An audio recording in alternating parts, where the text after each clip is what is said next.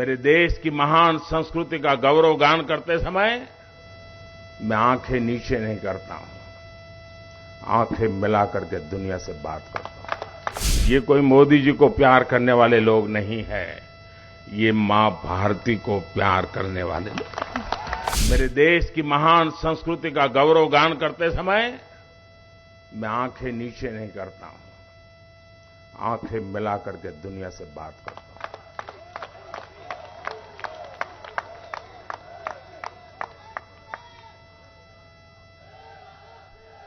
और ये सामर्थ्य क्यों आया है? ये सामर्थ्य इसलिए है क्योंकि हमारे देश ने पूर्ण बहुमत वाली सरकार बनाई है। आप सबने देश को पूर्ण बहुमत वाली सरकार बनाई है। और जब पूर्ण बहुमत वाली सरकार का प्रतिनिधि विश्व के सामने जब कोई बात बताता है तो दुनिया ये विश्वास करती है कि ये अकेला नहीं बोल रहा है, 140 करोड़ लोग बोल रहे हैं।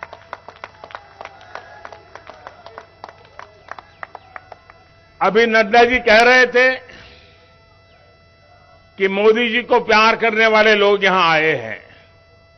जी नहीं, ये कोई मोदी जी को प्यार करने वाले लोग नहीं है, ये मां भारती को प्यार करने वाले लोग। हम भारत के लोग कभी कभी ये गौरव का जिक्र करना भूल जाते हैं।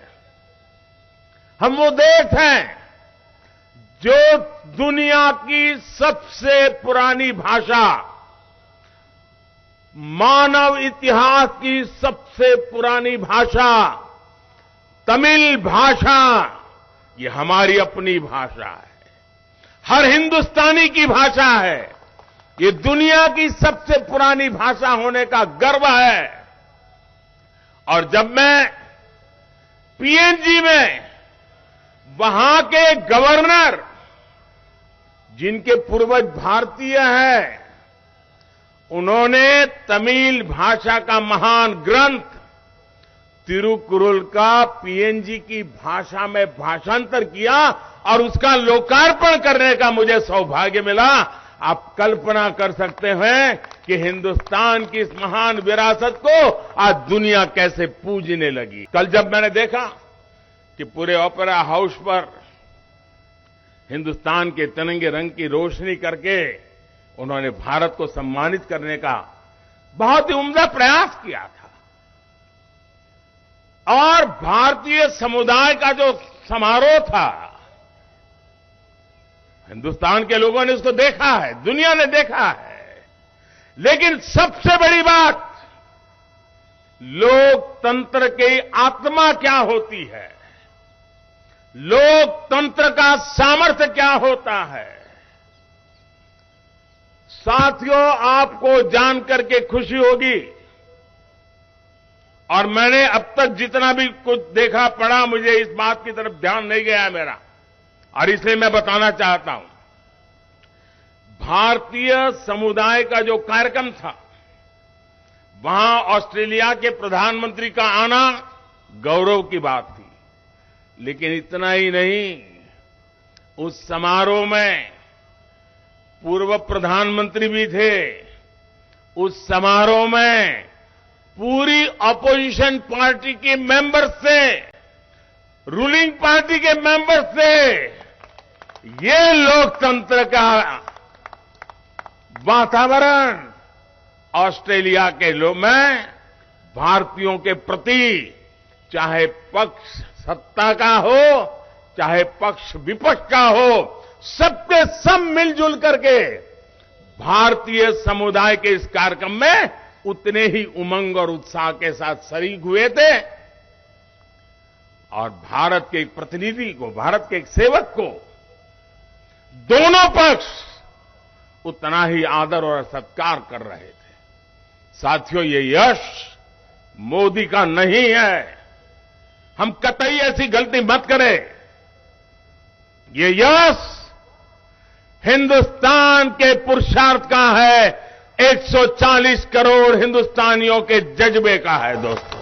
और वो दिन याद कीजिए जब हिंदुस्तान में मुझसे हिसाब मांगा जाता था कि मोदी तुमने दुनिया के लोगों को वैक्सीन देने की क्या जरूरत थी।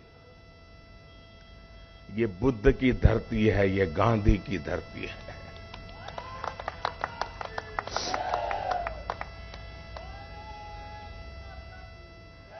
ये दुश्मन की भी भलाई सोचने वाले हम लोग हैं। हम करुणा से प्रेरित लोग हैं। हम सद्भावना के लिए समर्पित लोग हैं और इसी भाव को लेकर के विश्व में जहां भी बन पड़ता है हमने किया है। लेकिन साथियों, अब चुनौती बहुत बड़ी है। लेकिन चुनौतियों को चुनौती देना मेरे स्वभाव में है।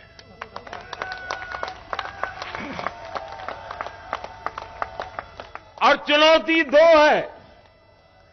कभी किसी देश को अपनी जड़ों को मजबूत करना एक बहुत बड़ी चुनौती होती है।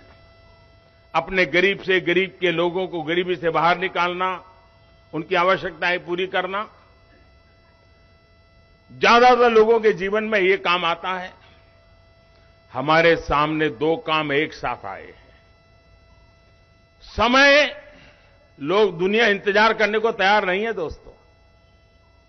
हमारे सामने विश्व की अपेक्षाओं के अनुरूप भारत को नए शिखर पर ले जाना, ये बहुत बड़ी चुनौती है। विश्व की आशा आकांक्षाएं भारत से बढ़ रही है। विश्व की हर समस्या के समाधान में भारत कुछ रास्ता निकाले, भारत उस रास्ते पर हमारे साथ चले। भारत क्या सोच रहा है हमें बताएं। दुनिया के हर कोने से यही आवाज आ रही है। हमसे जुड़े रहने के लिए हमारे YouTube चैनल को सब्सक्राइब करें और नई वीडियो की नोटिफिकेशन के लिए बेल आइकॉन को दबाएं।